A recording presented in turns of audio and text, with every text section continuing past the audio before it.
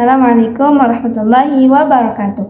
Alhamdulillahirrabbilalamin, amma ba'du. Nah, teman-teman semua, di pertemuan ke-6 ini, di sini saya akan mereview materi yang masih erat kaitannya dengan berita, yakni mendesain halaman koran serta pentingnya pemilihan judul teras atau lead dari diksi pada berita. Nah, pertama kita akan ngebahas tentang definisi rubrik dan subrubrik. Apa sih rubrik itu? Rubrik adalah bagian dari kepala karangan di koran atau di majalah. Sedangkan subrubrik adalah bagian dari rubrik tapi lebih spesifik. Nah, misalkan contoh dari rubriknya itu banyak teman-teman. Misalkan kayak membahas tentang ekonomi, bisnis, politik, olahraga, dan masih banyak lagi. Misalkan yang akan kita ambil contoh tentang olahraga. Misalkan rubriknya adalah olahraga, sedangkan subrubriknya itu membahas tentang pertandingan PON, SEA Games, atau yang masih erat kaitannya dengan olahraga. Nah, selanjutnya bagaimana sih cara menentukan rubrik dan subrubrik itu? Yang pertama, kita harus mengidentifikasi topik utama. Yang kedua adalah kita harus membagi topik utama. Yang ketiga, kita harus memperhatikan minat pembaca nih. Kebanyakan nih para pembaca tuh minatnya ke berita apa sih, yang ngebahas tentang apa sih. Nah, kita harus memperhatikan itu.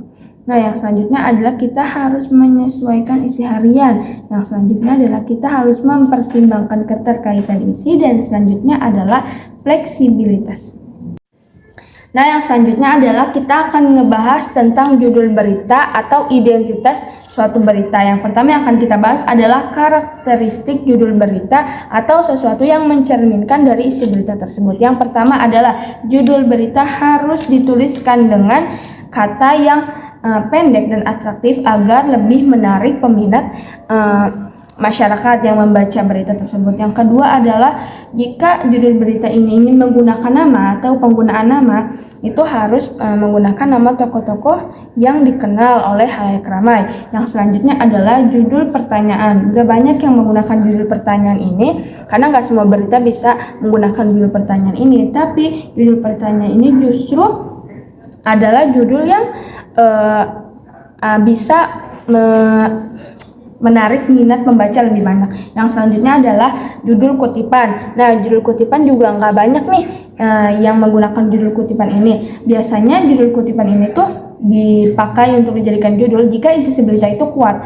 Nah, selanjutnya adalah membebaskan kata, karena nggak semua judul berita itu terikat pada kaidah bahasa yang baku.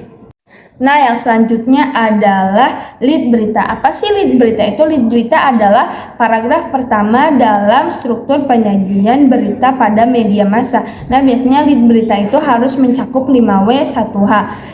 Sedangkan fungsi dari lead berita tersebut pastinya untuk membangkitkan perhatian khalayak terhadap topik persoalan yang diangkat dalam suatu berita.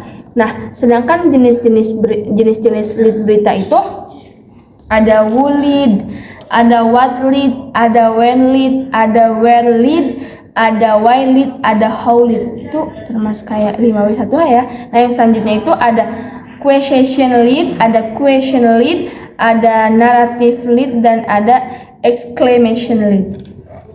Nah, yang terakhir adalah penulisan diksi berita. Apa sih diksi berita itu? Diksi berita adalah pilihan kata, ketepatan seseorang dalam memilih dan menggunakan kata sesuai situasi dan kondisi. Nah, sedangkan ada dua nih persyaratan dalam menulis diksi berita. Yang pertama adalah ketepatan pemilihan kata yang mencakup memahami kata sebagai simbol. Yang kedua, struktur leksihal. Yang ketiga, memahami adanya kata asing. Yang selanjutnya adalah memahami pentingnya kelangsungan pemilihan kata. Yang kedua adalah kesesuaian pemilihan kata yang mencakup menyadari eksistensi dari bahasa baku atau non baku, terus menyadari konteks sosial dan eksistensi kata kajian dan populer. Nah, contohnya adalah contoh diksi nih ya. Contoh diksi berita itu ada tukang pulas foto lawas bikin foto jadul makin menarik. Nah, yang jadi contoh itu adalah wartawan menggunakan variasi diksi yaitu kata lawak dan jadul yang dimana keduanya itu sama-sama memiliki makna zaman dulu. Nah, mungkin itu aja teman-teman yang bisa saya sampaikan di Learning Journal ke-6 ini. Sampai ketemu di video selanjutnya. Dadah. Assalamualaikum warahmatullahi wabarakatuh.